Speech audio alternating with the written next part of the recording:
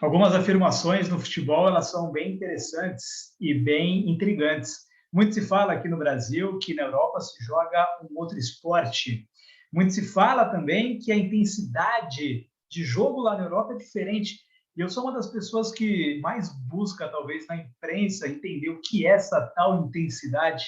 É correr mais? Será que é correr mais? É uma intensidade de ações? É um viés complexo de intensidade? É pensar mais rápido? É jogar mais rápido? Enfim, então são situações do futebol que a gente tem que buscar entender o porquê para sair do lugar comum, né? Ah, na Europa se joga um outro esporte, o jogo aqui no Brasil é mais lento.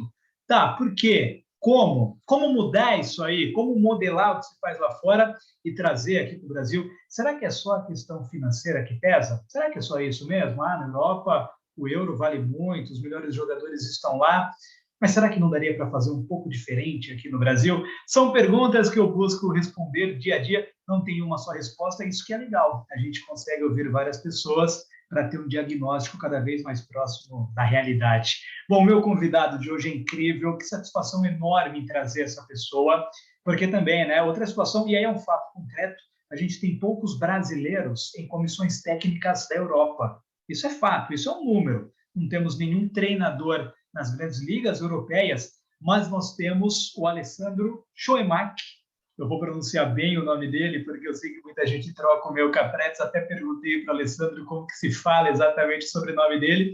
Mas hoje o Alessandro, ele trabalha no Ajax da Holanda, uma das maiores escolas de futebol do mundo. O Alessandro tem inúmeras responsabilidades físicas, metodológicas, de performance, enfim. Então, Alessandro, talvez me ajude a responder essas perguntas que tanto me intrigam. Alessandro, eu quero saber primeiramente, cara, o seu currículo. Você é aqui no interior de São Paulo, mas saiu muito cedo do Brasil, trabalhou no Guarani no início de carreira, depois já rumou para a Europa. Então, antes de responder essas perguntas que eu deixei no ar aqui, que são muito complexas e cabem muitas reflexões, conta um pouquinho aqui para quem está acompanhando a gente desse currículo seu, como que você construiu, Alessandro, uma trajetória tão maravilhosa, cara, no futebol europeu, futebol inglês, futebol italiano, futebol holandês. Não é para qualquer um, né? Na Europa se estuda demais o jogo antes daqui do Brasil e você está aí brilhando no mais alto nível. Conta então para o pessoal um pouco dessa maravilhosa trajetória, Alessandro. Obrigado por estar aqui, grande abraço. Obrigado aí, Marcel, e obrigado aí a todos que estão acompanhando a entrevista. E obrigado aí pela introdução. Amanhã, exatamente dia 12 de fevereiro, fazem 19 anos já que eu estou na Europa. Então, como você mesmo mencionou aí, eu saí do Brasil, onde eu passei pelo Guarani de Campinas. Durante a minha formação acadêmica, eu fiz bacharelado em Educação Física e também minha pós-graduação eu fiz na Unicamp, ambos os cursos. E durante a minha graduação eu trabalhei no Guarani, onde eu iniciei no Projeto Bugrinho, que era uma escola de futebol, onde eu trabalhei com Careca, Jorge Mendonça, vários jogadores aí da história aí do Guarani. E fui crescendo dentro do clube nos 4 anos que eu trabalhei lá. E cheguei a trabalhar nos juniores, curto, uma passagem bem curta e como muitos clubes aí no Brasil até hoje tem problemas financeiros. O Guarani estava passando uma fase financeira muito difícil. Eu sempre quis ir para a Europa para estudar, para trabalhar. Então, eu pedi as contas e acabei embarcando para a Europa para fazer um curso de especialização na área de treinamento em futebol, da IAPF. Essa associação não existe mais, é a International Association for Physical Coaches. Ela não existe mais, ela se tornou a Sport Martins agora, que é uma outra empresa. E eu solicitei um estágio. Eu ia fazer um estágio na equipe do Feyenoord de Rotterdam. E faltando 2 semanas para começar o meu estágio, eles acabaram cancelando, porque meu inglês não era muito bom, eu não falava holandês, então acabou não rolando. Mas aí fechou essa porta, abriu uma outra, que era no FC Utrecht. Um estágio não remunerado de 6 meses. O clube ofereceu para mim. E foi um desafio para mim, porque eu não falava a língua, eu não conhecia a cultura do futebol holandês e eu tinha que provar minhas qualidades ali dentro do clube nesses 6 meses e me sustentar. Então, eu trabalhei fora do clube, fazendo bico em várias outras coisas, com limpeza em correio e várias outras coisas aí, para poder pagar minhas contas e ao mesmo tempo eu trabalhava no FC Ultra. Aí no clube eu comecei trabalhando na base e sendo assistente no profissional. Na base eu trabalhava como treinador, porque eu estava tirando a licença C de treinador, aqui na Holanda também. E no profissional eu era assistente de preparação física. E como minha pós-graduação na época era com monitoramento de carga de treinamento, não existia o GPS, era só frequência cardíaca. Eles tinham os frequencímetros lá que eles usavam só para fazer o teste de ioiô, né? Então eu comecei a usar os frequencímetros para fazer monitoramento de carga de treino, comecei a introduzir treinamento de força, então aos poucos eu fui mudando um pouco a filosofia e a cultura de trabalho do clube. E eu talvez estive no lugar certo, na hora certa, também o meu trabalho, eu acabei no primeiro meio ano que eu trabalhei lá, ganhando a Copa da Holanda com o Ultra, justamente contra um clube onde eu acabei indo trabalhar mais tarde, contra o Twente, e também a Supercopa ganhando do Ajax. Então, no meu primeiro ano, 2 títulos contra 2 clubes onde eu acabei no futuro trabalhando para eles. Então, no Ultra, eu acabei ficando 4 anos, era um estágio de 4 e acabou virando 4 anos e meio. Aí, depois de 4 anos e meio, eu já tinha contrato já com o clube, mas surgiu o interesse do Twente e eu acabei indo para lá, porque eu achei que depois de 4 anos eu já tinha atingido meu patamar dentro do clube e apareceu a oportunidade, o clube estava crescendo e lá eu ia ser o preparador físico número 1 da equipe profissional e responsável também pela base. Então, eu aceitei, corri o risco, fui para um clube onde eu não conhecia ninguém e foi talvez o período de maior sucesso. Agora, o do Ajax também eu acho que é bem próximo àquele período. E a gente no primeiro ano terminou em segundo lugar, primeira vez na história, classificamos para a Champions League no primeiro ano meu. No segundo ano, de novo, a gente terminou em segundo lugar, classificou para a Champions League. E aí no terceiro, a gente não bateu na trave não, a gente foi campeão holandês aí. Primeira e última vez na história do clube, a gente foi campeão holandês. Eu tenho a foto aqui, até aqui na frente aqui comigo, vou até tirar ela para mostrar. Foi o primeiro ano, campeão holandês. Que legal, cara. Até aqui na frente. E isso aí foi em 2010. E nesse ano eu trabalhei junto com um treinador da seleção, ex-treinador da seleção da Inglaterra, o Steve McClaren, e que foi muitos anos ele foi assistente do Ferguson no Manchester United, então um homem de muita expressão. E para minha surpresa aí, quando ele saiu do clube, a única pessoa que ele levou fui eu. Mais ninguém do clube. Eu acompanhei ele por 8 anos. E aí eu saí do Twente, campeão. Eu fui para o Wolfsburg, nos grandes anos ali do Wolfsburg também, com vários jogadores naquela época, o Grafite, Josué, Diego, Hever, Caiobi, nossa, tinham muitos brasileiros ali naquela época. Fiquei no clube uma temporada e acabei indo para a Inglaterra. O treinador tinha saído durante a temporada, ele saiu, eu continuei. E aí quando ele mudou de clube, quando ele acertou com o Nottingham Forest da Inglaterra, ele me contratou. Aí ele saiu até rápido do clube. O nosso presidente faleceu, teve um ataque cardíaco. E ele se desligou do clube e eu acabei ficando também. Pela segunda vez eu fiquei para trás. Aí ele voltou para o Twente, mais 2 anos, aí eu acabei retornando, eu fiquei mais 2 anos, mas eu fiz um acordo com o clube que se aparecesse alguma coisa no exterior, eu iria sair. Fiquei mais 2 anos, saí de novo, fui para o Derby County, também da Inglaterra. Fizemos uma temporada muito boa, chegamos na final do playoff para subir para a Premier League. Perdemos para o Queen's Park Rangers, o goleiro na época era o Júlio César. Mas mesmo assim a gente acabou indo para a Premier League, eu acabei indo para o Newcastle United.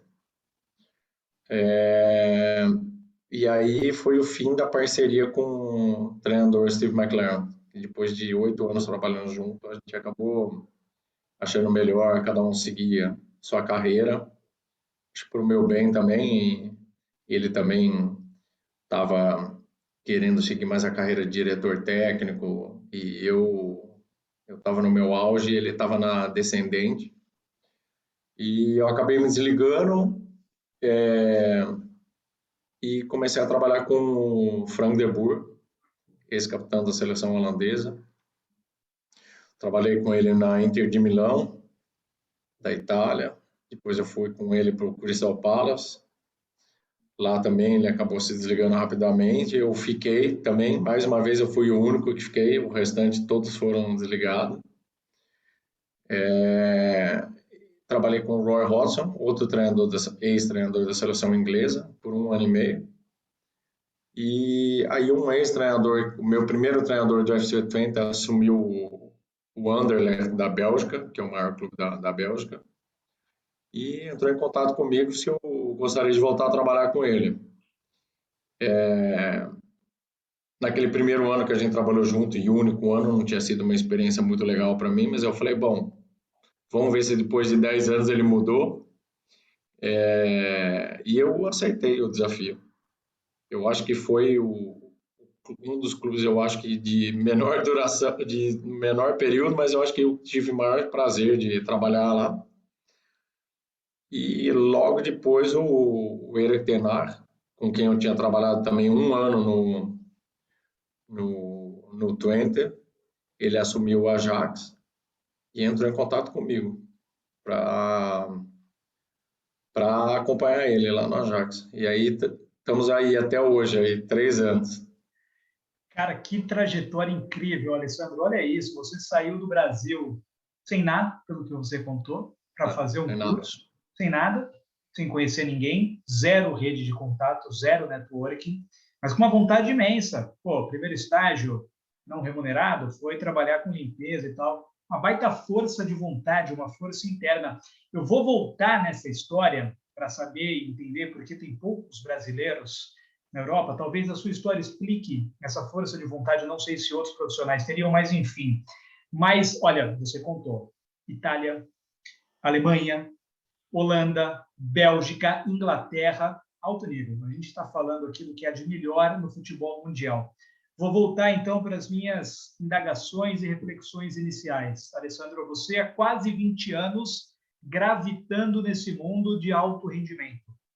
Você como preparador físico, depois eu vou querer saber também o que de fato faz o preparador físico do século 21, de 2022, mas me fala sobre as ideias. Por que o futebol europeu é tão diferente, na sua opinião, do futebol brasileiro? Porque parece que o jogo é em outra rotação. O que de fato é? Não é correr mais, é correr certo? É o volume de ações? Essa intensidade, o que é? Alessandro, você é um profissional extremamente capacitado para ajudar nessa reflexão. Por favor.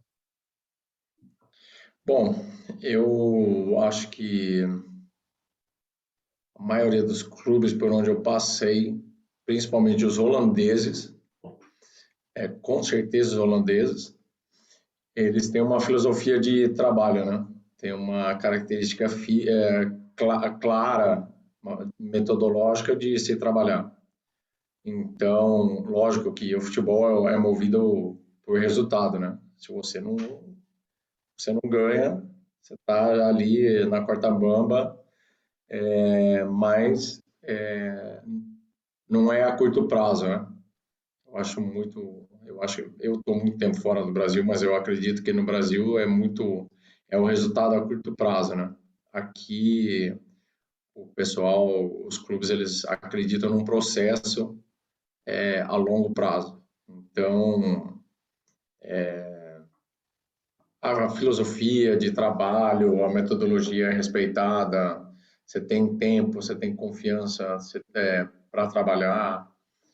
Lógico que financeiramente ajuda os materiais e meios de suporte para se trabalhar, suporte tecnológico, qualidade de campo, tudo são boas. Mas eu acredito que também no Brasil, a qualidade dos treinadores que tem no Brasil, tanto na minha área da preparação física como na área técnica, tem vários treinadores aí de qualidade. Mas eu diria que eu acho que o ponto forte mesmo é a estrutura e filosofia metodológica dos clubes. Você perguntou em termos de intensidade de futebol, eu acho que isso daí também está muito ligado à maneira que se treina, né? Eu, por exemplo, eu sou um treinador que o que eu prego como você treina é como você joga, né? Você não pode exigir que você treina durante a semana numa intensidade baixa e durante o jogo você exige que o seu jogador jogue numa intensidade altíssima de jogo. Então, o que eu prego mesmo em todos os treinos nossos, mesmo que seja um treino de 1 hora, que a intensidade seja a intensidade mais próxima do jogo. Por exemplo, no Ajax, que a gente disputa o campeonato holandês e, bom, não menosprezando os últimos anos, aí a gente ganhou todos os últimos anos. Esse é o quarta temporada, se a gente for campeão esse ano, seguida, que a gente seria campeão. Mas o nível e a intensidade do campeonato holandês com os jogos da Champions League é muito grande, chega até de 15% a 25%. Então, a gente, nos dias de condicionamento que a gente tem, a gente nem chama de jogos reduzidos, né? São médio grandes, a gente sempre procura atingir a intensidade da Champions League. Então, nos nossos treinos, a gente tem os parâmetros, eu tenho um assistente que acompanha o treino todos os dias comigo, e ele vai me dando as parciais durante o treino, cada 5 minutos, da intensidade do treino. Se a gente está na intensidade da Eredivisie, que é o campeonato holandês, ou se a gente está treinando na intensidade da Champions League, isso daí é uma informação muito importante para a gente. E a gente exige de cada jogador que a carga de treinamento seja similar para todos. Então, para não somente os 11 titulares, mas nós temos um grupo de 25 aí no profissional, que todos estejam no mesmo nível, né? Alessandro, mas o que exatamente você mede nessa intensidade? Você está falando de volume de ações, de parte física, de parte motora, cognitiva, técnica, o que é exatamente? Sim. Tanto a física, né? São ações de alta intensidade, altíssima intensidade, que a gente chama de high speed running e sprint. Sprint, para mim, são ações acima de 85% da velocidade máxima individual de cada jogador. E high speed running são ações acima de 22,5 para o Ajax, aqui onde a gente trabalha, acima de 22,5 km por hora. Outro parâmetro que a gente analisa e utiliza durante o treinamento são também o speed of play, que é a velocidade de jogo, que seria posse de bola dividido pelo número de passes. Então, o número total minutos de posse de bola dividido pelo número de passes que a gente faz. Então, quanto maior o número de passes durante esse minuto, maior a intensidade e a velocidade de jogo. Então, a gente compara os números que a gente tem durante a Champions League e da Eredivisie, há uma diferença muito grande, porque na Champions League geralmente são jogos de 50% de posse de bola, né? E, por exemplo, na Eredivisie tem jogos nossos que chegam a 75 e 25. Então, a gente, na verdade, a intensidade de jogo na Eredivisie para a gente é baixa, porque a gente tem muito posse de bola. A filosofia de nosso jogo é jogar no campo do adversário. Então, a distância percorrida que a gente percorre é muito menor. Então, a gente busca essa intensidade nos treinamentos, porque o jogo da Eredivisie, como a gente tem posse de bola em 9 de 10 jogos, maior que o adversário, então eu diria até 10 de 10, porque o PSV é o segundo melhor time da liga, a gente jogou com eles 2 semanas atrás, e também a gente teve 65% de posse de bola. Então, tem essa diferença. Então, é outro parâmetro que a gente, em treino, a gente tem que treinar, né? Porque na Champions League é outro nível, é um nível acima aí. Defensivamente tem algum parâmetro também, Alessandro? Vocês medem? Hã? Defensivamente, sem a bola. Desarmes, interceptações, vocês modulam? Não, também? então, como o nosso treinador fala, o ataque é a nossa defesa, né? Se você tem a posse de bola 70%, você não precisa defender, né? Quem corre atrás da bola é o adversário. Perfeito. Ô, Alessandro, então, em cima disso, como que é o papel do preparador físico nesse contexto? Se treina como se joga? E assim, né, Alessandro, você é aqui do Brasil, a sua formação foi aqui. Não sei se você tinha essa percepção, eu acompanhei muito treino antes da pandemia, é claro, e a cultura é diferente, né, Alessandro? Aqui ainda se treina de qualquer jeito, né? Essa intensidade que você fala, pô, vai treinar a finalização, jogador chuta lá no alto e dá risada. É diferente a cultura, né? Mas em cima disso, como que é o preparador físico? Como que é o seu trabalho, por exemplo, hoje no Ajax? É totalmente integrado ao treinador, é totalmente integrado ao trabalho com bola. Aqui no Brasil isso já mudou, é evidente. A pré-temporada não é mais você ficar correndo em volta do campo. Enfim, a gente já superou essa parte aqui no Brasil. Mas como que é assim esse dia a dia do seu trabalho dentro desse modelo, dessa filosofia que você está hoje, que é o Ajax, que é o que você falou, você vai ter muito mais a posse de bola e o seu trabalho vai ser condicionado a isso, né? Então, bom, tanto no Ajax como qualquer outro clube ou treinador que eu trabalharia, eu sempre começo com a primeira pergunta, a pergunta que o treinador sempre faz para mim, a primeira é, qual a sua filosofia? Como eu digo sempre, eu falei, a minha filosofia é a sua filosofia. Geralmente eles falam, mas você não conhece a minha? Então, eu falei, mas por isso mesmo, tem que conhecer a sua, para eu me adaptar à sua filosofia, porque se eu trabalhar de uma maneira totalmente diferente da dele, eu já vou começar perdendo de 1-0 ali. Porque a pessoa responsável pela metodologia de trabalho, acima de tudo, é o treinador. Graças a Deus, eu trabalho com um treinador aí já há 3 anos, que já me conhecia anteriormente, conhece o meu trabalho, e ele me dá muita liberdade aí. Então, por exemplo, eu sou responsável pela periodização, pela carga total semanal do time. Geralmente eu monto o planejamento de 4 semanas,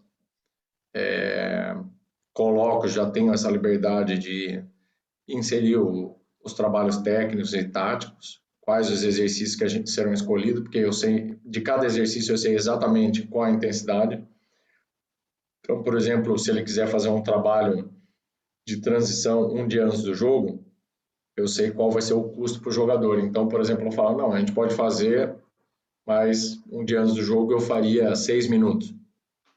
Mas se fosse, por exemplo, numa terça-feira, começo da semana, eu diria, podemos fazer dois blocos de 8 minutos. Então, eu que monto a periodização inteira, 4 semanas, ele analisa, faz as correções, alterações que ele gostaria de fazer. No começo era bastante, hoje em dia eu diria que 80% do que eu monto para o meu mesociclo, né, que são um bloco de 4 semanas, 80% ele mantém. Diariamente, eu começo o dia, na verdade é o dia anterior, já eu sento com a comissão médica, né, que seria o coordenador. Dentro do Ajax são 2 coordenadores, né, um médico que é o coordenador da área médica, e ele é responsável pela fisioterapia e reabilitação, e o coordenador da performance, que sou eu. Nós dois somos os chefes, não só no profissional, como do clube. Então, meu dia começa às 8h30 da manhã já, uma reunião com ele. Depois a gente senta com a comissão técnica ou performance e médica do profissional para discutir cada jogador. Depois, eu tenho uma reunião com a comissão médica de performance e também da fisiologia dos juniores. Juniores seria a equipe B nossa, sub-23. Depois vamos sempre, eu e o médico, que são os dois responsáveis, para a comissão técnica do profissional,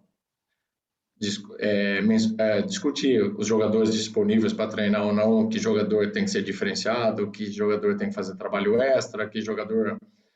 A gente discute por exercício, porque eu sei quais são os exercícios e a carga, eu já determino se algum jogador tem algum problema. Por exemplo, teve 3 jogadores que treinaram hoje comigo, amanhã eu sei que exercício que eles vão fazer parte e que exercício que eles não vão fazer parte do treinamento. Então, eu discuto isso com a comissão técnica.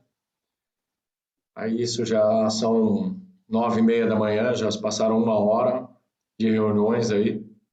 Aí eu comunico para o meu departamento, que é o de performance, que eu tenho 2 responsáveis na área de musculação, para fazer o trabalho de ativação para o treinamento que a gente vai fazer. Então, cada treinamento tem um foco diferente. Então, por exemplo, se é um treino com aspecto tático, com as áreas maiores, então eu faço uma ativação maior com foco para a velocidade, então para a ativação posteriores, por exemplo, isquiotibiais, adutor, por exemplo, quando são jogos reduzidos, é um trabalho mais de adutor, mais de desaceleração, porque tem muito mais câmbios de direção, aceleração, desaceleração. Então, para cada dia é um foco diferente, a ativação para o treino. Isso aí geralmente é meia hora antes do treino, então todos os jogadores vão para a academia, tem um trabalho específico, tem jogadores que têm exercícios individuais para o treinamento, são jogadores que tiveram alguma lesão ou tem alguma patologia, e vão para o treino. A primeira parte do treino, geralmente 80% dos dias da semana são comigo, iniciam comigo, com aquecimento. E durante o treinamento, juntamente com um assistente meu que trabalha para fisiologia, que aqui eles se chamam de Sport Science, a gente faz monitoramento de todos os exercícios. Quando tem as pausas, eu controlo também a duração dos exercícios, a pausa. Por exemplo, se tem um dia que eu também não tenho muito para fazer, eu posso pegar um jogador individualmente que está voltando de reabilitação, ou eu trabalho na equipe, na segunda equipe. Então, é bem diversificado aí o meu período. Aí, depois do treinamento da manhã, do almoço, geralmente eu tenho reuniões com o departamento médico também, ou com a base, né, que eu sou coordenador da base, então ali eu também tenho influência, eu vou assistir treino dos profissionais, que são 12, tem desde o sub-19 até o sub-12, mais o departamento feminino, então aí quando ainda sobra tempo, eu ainda tento dar uma atenção lá para as outras categorias ali, mas é um dia bem cheio aí, então são semanas aí sem dia de folga. Não, é claro que muito trabalho, mas você está falando tudo aí, processo. Você está esclarecendo e você destrinchou aqui processo, né? Que é o que falta muito aqui no Brasil. Eu te coloco, Alessandro, você, cara, começou aqui, você sabe o que eu vou falar. 3 situações aqui no Brasil que acontecem menos em muitos lugares, mas ainda acontecem em outros. Eu quero te jogar para saber da Europa aí, sobre treino, que é a sua especialidade, já foi muito claro aí. 1, rachão. Você sabe o rachão? Tem que, para liberar a atenção do elenco, para criar uma harmonia, tem que ter rachão aqui no Brasil. 2, coletivo, treino coletivo. Para ficar bom o jogo da equipe, tem que ser 11 contra 11. Né? Acontece bem pouco, mas ainda acontece. E 3, o treino analítico. Aí acontece até um pouco mais, Alessandro. Eu sempre falo aqui nas minhas entrevistas o seguinte: é cultural, né? O jogador brasileiro, para questão até de confiança emocional, se o lateral não cruzar 20 bolas no dia antes do jogo, ele não vai ter a confiança para chegar no jogo e cruzar. Então, ainda tem essa questão mental. Mas, Alessandro, em que proporção acontece e se acontece? 1, rachão. 2, treino coletivo. E 3, treino analítico. Bom, se eu pegar os 3 e dividir por 100%, 30% e ainda 30% para menos. O rachão a gente não faz. Zero? Aqui. Não faz. Zero. Não fazemos. E você tem jogador brasileiro É aí, né? muito mais o que a gente fala assim, quando se treina tem que ter um propósito. O rachão não tem um propósito, não tem valor técnico, não tem valor tático, não tem valor nenhum. E o foco, tudo bem, eles usam como tirar o estresse, mas a gente vê de outra maneira aí. Eu acho que se você tira isso, tira o foco, a chance de um jogador se lesionar é muito maior. O jogador vai jogar fora de posição, zagueiro vai jogar no ataque, o cara que nunca joga lateral vai jogar de lateral, então ele não está preparado para os sprint longo. Então, a chance de um jogador se lesionar é muito maior. Então, a gente não faz.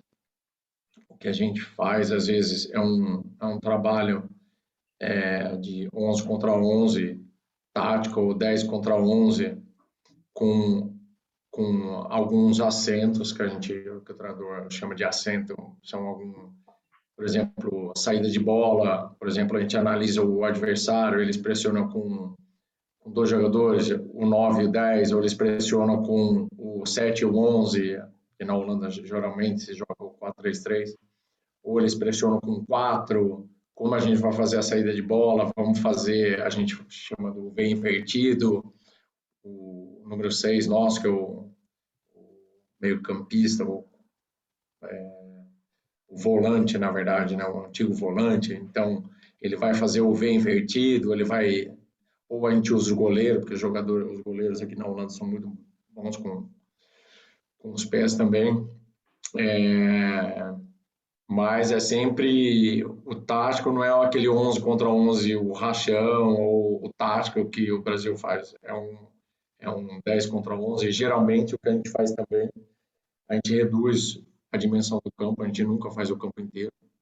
Uma, para não fazer, para termos físico, né? Desgaste físico. E segundo, o nosso jogo, a qualidade do nosso time é em espaço reduzido, né?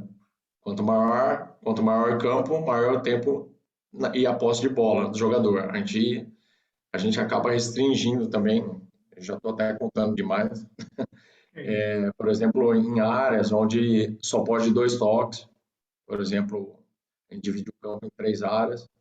Os nossos campos, na verdade, são divididos em 8 diferentes dimensões, em retângulos e quadrados. Então, tem várias áreas, mas quando o jogo é vertical, são divididos em 3 áreas. Então, por exemplo, na primeira fase são só 2 toques no máximo, na segunda fase é no máximo 3, na terceira fase é livre, que é o ataque, né? Então, nesses aspectos aí, a gente já trabalha bem direcionado, assim, com os conceitos metodológicos nossos. O analítico, a gente tem um trabalho individualizado, mas não focado no que você disse, tem que dar 20 cruzamentos ou 100 cruzamentos na semana. A gente são sempre trabalhos integrados, então tem muito trabalho, por exemplo, que a gente faz ataque contra a defesa, que você estimula o cruzamento. Tem alguma regra que vai estimular o cruzamento, porque só cruzar, você não tem um estresse, não tem um adversário, você não tem a antecipação que você tem que fazer a um outro jogador, a dinâmica, a passagem do lateral com ponta. O nosso time tem muita movimentação, por exemplo, o nosso lateral, ele assume a posição do nosso meio-campista, o meio-campista assume a posição lateral, o nosso ponta inverte os 2 pontos, o direito com o esquerdo, então tem muita movimentação no nosso jogo. Então, não tem nem como fazer esse trabalho analítico. Então, é bem diferente, é muito, muito diferente o nosso trabalho. Eu acho que o nosso treino também tem muita tem muito trabalho também de passe e de posicionamento em áreas reduzidas, muito reduzidas. Se você pegar vídeo aí do Ajax, trabalhos de posse de bola, nossa, são espaços reduzidíssimos, que você joga, por exemplo, um 10 contra 10 num retângulo de 40 por 30, com 2 toques, e com alta intensidade, com qualidade, é incrível, eu sou até suspeito a falar, porque eu trabalho na Ajax, então eu acho que deixa os outros falarem do nosso time aí, qual a qualidade aí nossa. Não, o campo fala, né? O campo fala. Se você pegar o que o Antony evoluiu no Ajax, o Alessandro, é absurdo, cara. É absurdo. Pô, acompanhei ele no São Paulo aqui surgindo. Ele é outro jogador. Ele é outro jogador. 2 anos que ele está aí com você. Acho que você pegou o início do Antony, né? 2 anos, né? Saiu antes da pandemia, logo no comecinho. Dá para ver claramente, o Alessandro, dá para ver claramente ali a mudança no jogador. Assim, acho que se a gente pudesse, talvez, resumir, até para quem está acompanhando a gente, o que é a mudança de um jogador do Brasil para o seu caso, o Ajax da Holanda, eu acho que o Antony representa muito bem. Você concorda comigo ou não? Não, eu concordo. O Antony, quando chegou aqui, ele não tinha a disciplina, não desmerecendo o trabalho de São Paulo, que eu acho que eles fizeram um trabalho muito bom com ele. Mas a disciplina, a maneira como a gente trabalha, eu acho que às vezes até, na Holanda, eu acho que até exagera em regras, disciplina, horário, mas eu acho assim, se você não tem disciplina fora de campo, você não tem disciplina dentro de campo, né? Então, aqui, desde a hora que o jogador acorda, ele já é monitorado pela gente. A gente tem um aplicativo que eles têm que preencher, o well-being, perguntas, como foi a qualidade de sono, como está seu corpo, tem dor muscular. Antes de ele chegar no clube, a gente já tem toda essa informação. Então, ele já chega, a gente entrou no vestiário, se tem, porque a nossa reunião é 8h30 da manhã, então a gente já sabe a situação do jogador. Se ele não preenche, multa. Então, multas que variam de 500 euros para mais. Então, o jogador acaba entrando e depois acaba entrando no sistema, que é uma coisa natural, né? Então, ativação, para treino, exercício preventivo, trabalho de força, outra coisa que ele não estava acostumado. Aqui, a gente faz, por exemplo, um trabalho de força máxima sobre máxima dia após jogo. Então, o cara jogou, nem foi Champions League, no dia seguinte a gente faz, por exemplo, aqui no Brasil, às vezes os caras fazem um regenerativo dentro da piscina, faz um futevôlei, o nosso não. Eu sempre levo os jogadores para fora para o campo. Dependendo do resultado, ganha de 5-0 ou perdeu de 1-0, só não sai para o campo quem não tem condição fisicamente mesmo de sair para o campo. Então, eu faço 20 minutos. E ativação, não o trote, né?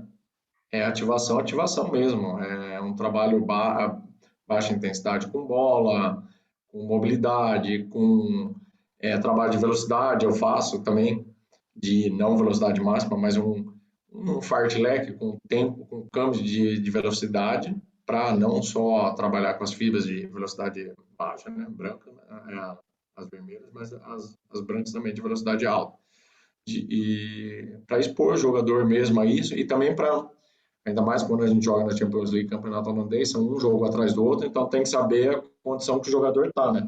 Se eu deixar ele na bicicleta e no dia seguinte é folga, eu não sei com que condição que ele vai estar para o próximo jogo. Então, eu sempre, a não ser que seja uma viagem muito longe no campeonato da Champions League, ou UEFA, Copa da UEFA, e que ele não possibilita esse trabalho, mas geralmente a gente, 9 de 10 vezes, 90% a gente faz uma ativação, um regenerativo ativo, hein?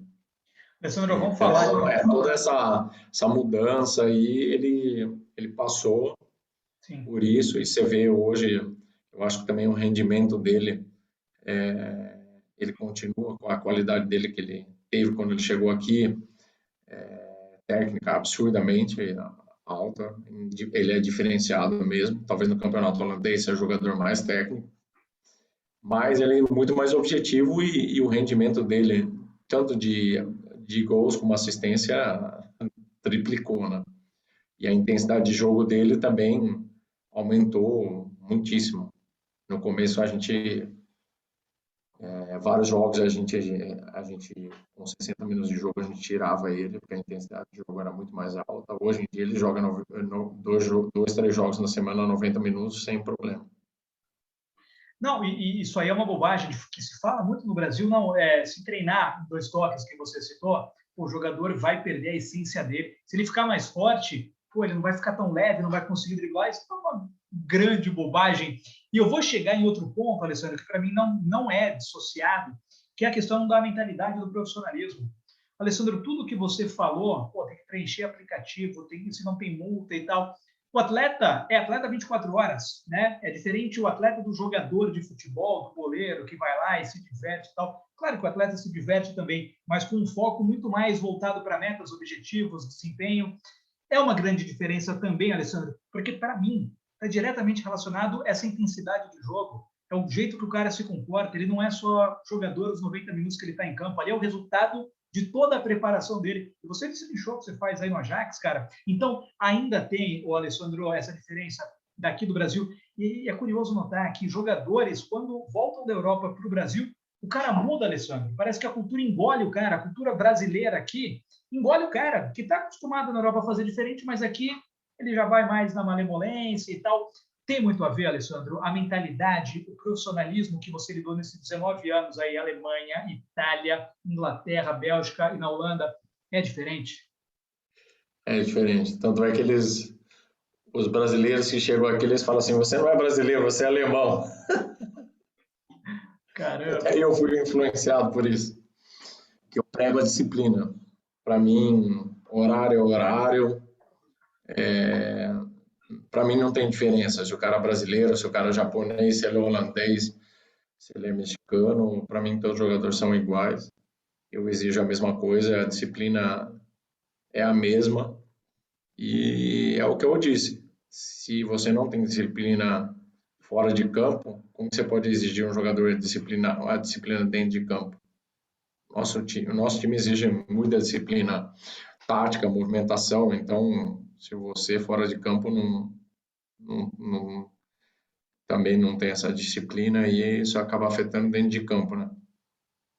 Com certeza. Alessandro, para a gente já partir para a parte final, até não quero te segurar muito, a entrevista é maravilhosa, quem está acompanhando até agora deve estar se deliciando, é uma aula que você está dando aqui, mas você já me falou fora da gravação que tem inúmeras atividades para fazer nos departamentos aí do Ajax, mas deixa eu chegar na questão dos treinadores, cara, você conhece tanto aí, vê, de trabalhar junto, de ter adversário, de viver nessa cultura.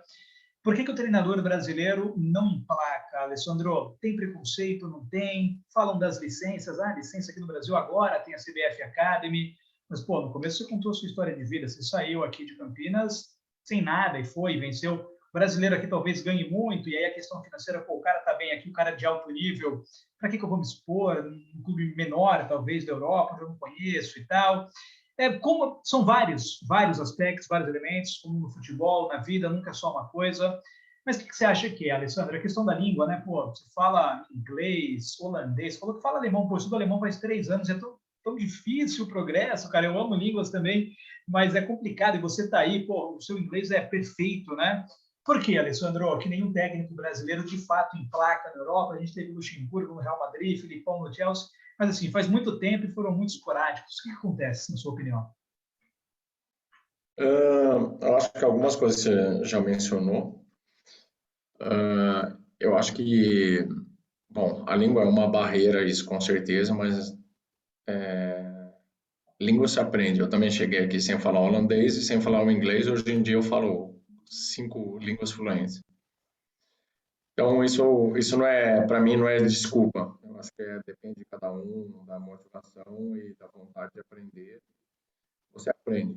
E aprende, lógico que eles não exigem que você fale fluentemente. Você falando a língua do futebol, que é mundial, eu acho que já é um bom início ali.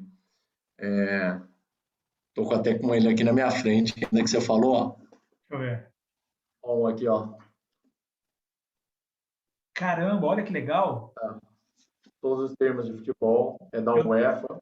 Para quem quiser ir ao dicionário, ó, inglês, alemão, francês, É um dicionário da termos de UEFA, futebol. Alessandro. Da UEFA. Aí são o quê? É como se fosse um glossário, um dicionário, são termos, são ideias, são trends, o que São é? termos, situações, palavras, tudo relacionado ao futebol.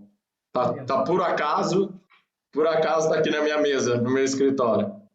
que legal. Inglês, alemão e francês, é isso? São três línguas. Francês. Que É. demais. E para mim, uma é língua. Outra razão, assim, o futebol brasileiro também, é o que você disse, eu acredito que o futebol brasileiro paga bem. Quando paga, em dia paga bem. Então é uma motivação, talvez uma a menos para sair do país. E eu acho que se você quer mesmo e quiser fazer um curso, você sabendo que a licença brasileira não é conhecida na Europa, por que não fazer uma licença em Portugal, onde a língua é a mesma?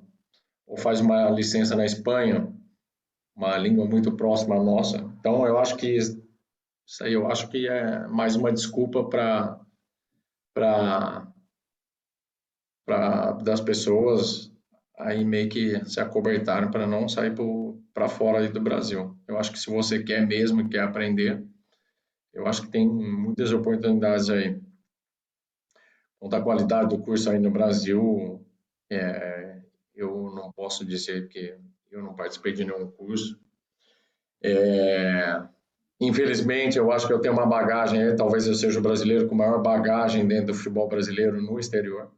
Não tem nenhum profissional que trabalhou tanto tempo aqui em grandes ligas e clubes como eu trabalhei, mas eu nunca recebi nenhum convite da CBF, então, para mim, tudo bem. Beleza, então, eu Fica a sigo minha dica aqui. carreira, eu sigo com a minha carreira por aqui. Eu acho que eu teria muito que adicionar aí, eu mesmo estaria aberto. Tempo atrás também uma universidade, não vou citar o nome, entrou em contato comigo se eu podia dar uma aula, se eu podia dar aula de pós-graduação, eu acabei dando também pós-graduação, sem cobrar um centavo. Eu estou aí para contribuir com a minha história e com a minha experiência.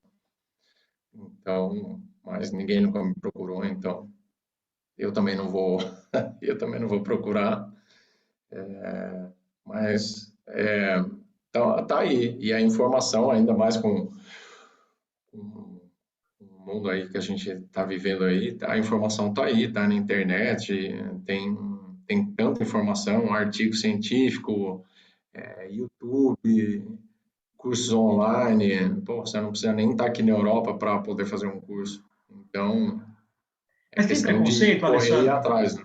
A Europa, como que a Europa enxerga, por exemplo, um técnico campeão da Libertadores? A Europa vê, analisa esse trabalho. Assim, não vou nem falar do Brasil, falo do Marcelo Gallardo, argentino do River Plate, pô, um trabalho espetacular aqui. E parece que, assim, não sei, os portugueses, né? Você está acompanhando agora, os últimos três campeões da Libertadores são técnicos portugueses, europeus, o Abel Português. Ferreira e o Jorge Jesus. Ou seja, o técnico brasileiro que está acomodado, Alessandro, ele está perdendo espaço doméstico. Não é que ele não está indo Exatamente. aí para a Holanda, não, ele está perdendo espaço do Palmeiras, do Flamengo, o Atlético Mineiro, campeão brasileiro, perdeu o Cuca, foi buscar um técnico de fora. O Corinthians está sem treinador, só se fala em técnico estrangeiro. Então, esse cara brasileiro está perdendo espaço aqui. Mas tem preconceito, Alessandro, ou outra falácia? Não, se o cara for bom, a Europa vai absorver. Como que é isso aí? Não, com certeza. O técnico bom, lógico que ele vai ter o espaço dele. Tem vários, tem treinadores argentinos que vieram trabalhar aqui na Europa e continuam aqui. Eu acho que é o que eu disse, independente se o cara é brasileiro, argentino, paraguaio, venezuelano, a pessoa tendo qualidade, uma filosofia de trabalho, vai ser reconhecido, porque hoje você tem scout, clubes aí, não só para jogadores, mas também para comissão técnica, e tem clubes às vezes também que entram em contato comigo, como você mesmo disse, eu vim aqui sem network e acabei indo de um para outro clube aí, tem clubes que mandaram o treinador embora e eu sempre fiquei. Então, sempre tem pessoas aí que estão informadas, eles conhecem os profissionais e a filosofia de trabalho, né? Então, a mesma coisa seria para o brasileiro, né? Eu acho que o Brasil está passando uma fase aí de reformulação, é o que eu acho que tem que acontecer mesmo. É uma geração nova, jovem, com novas ideias aí. Eu acho que a gente tem que também se afastar. Lógico que é importante a experiência de ser jogador de futebol, mas tanto aí no Brasil como aqui na Europa também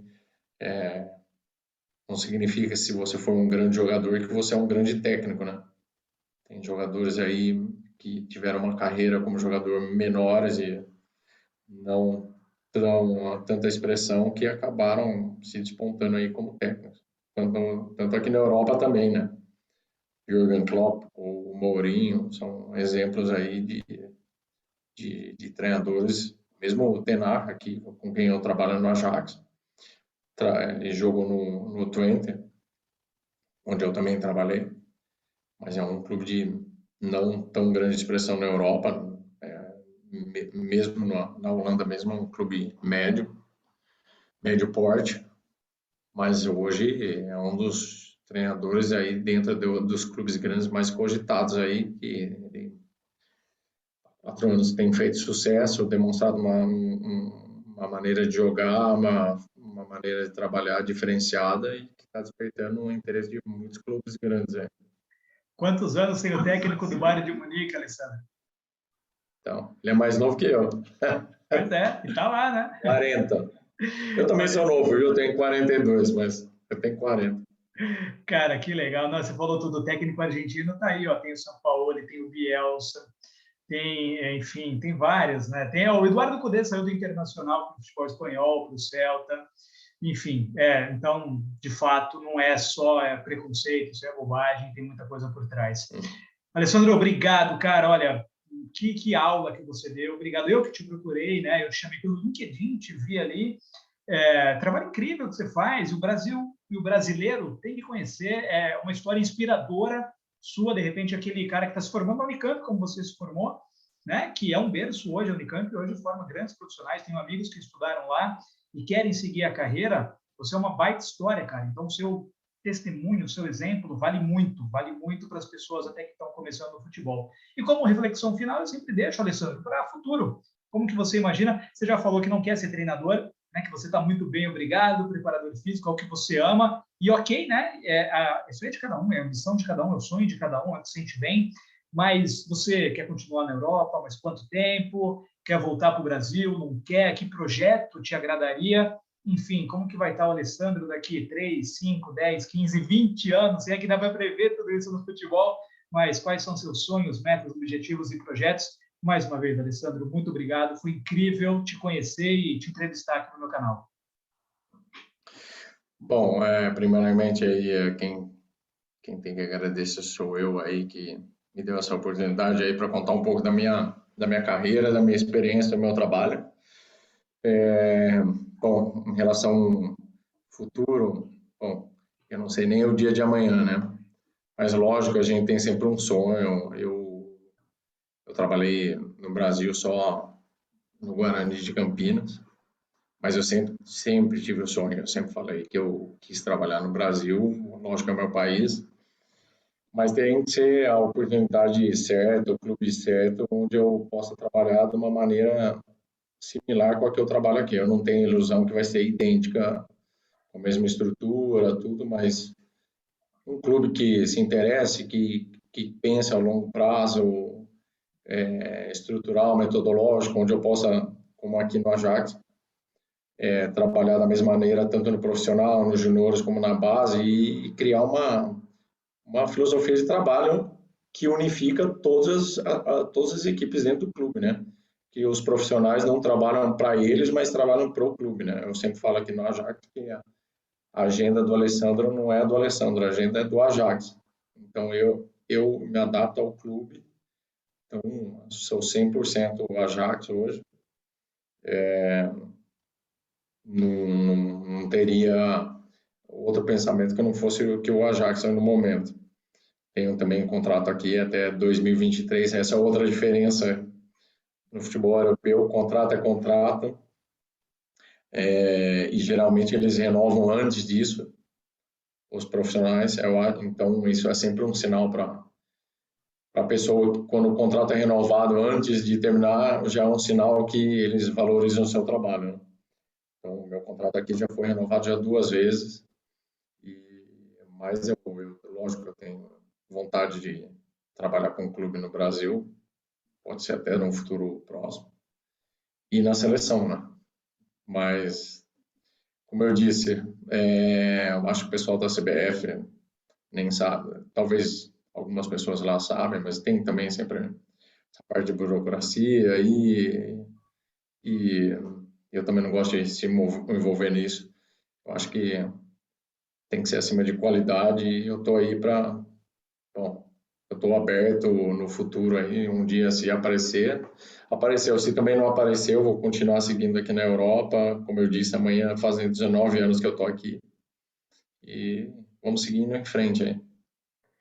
Que demais, Alessandro. Com certeza, cara, seus sonhos vão ser realizados. A gente vai lembrar dessa entrevista. A gente está gravando isso aqui dia 11 de fevereiro de 2022, é uma sexta-feira. Agora aqui no Brasil são 3 da tarde e 9 minutos. Falando que horas são aí, Alessandro? 7h10. 7h10, um minutinho aí de relógio e tal, são 4 horas, então, a mais vai agora, mas agora a sua sexta-feira à noite não é de descanso, de vinho, é de trabalho, né? Vou fechar aqui, eu já tinha montado o treino, eu tenho que mandar o treino de amanhã para a comissão médica e performance, preencher os formulários aí, porque eu já sei que eu tive hoje no clube, então eu sei quem vai treinar, quem não vai treinar amanhã. E passar o treino para os outros assistentes para amanhã, para a reunião de 8h30 da manhã. Aí depois jantar e descansar aí umas horinhas aí. E aí amanhã começa o dia de novo aí cedo. Mas deve ser uma delícia, né, Alessandro? Dá para ver a paixão estampada na sua fala pelo seu trabalho. Que demais. Alessandro, obrigado, cara. Foi incrível. Parabéns pelo seu trabalho e ainda mais sucesso para você. Obrigadão aí, até mais. E estamos aí, ó, por que precisar aí. Valeu, Alessandro. Obrigado. Até mais, tchau, tchau.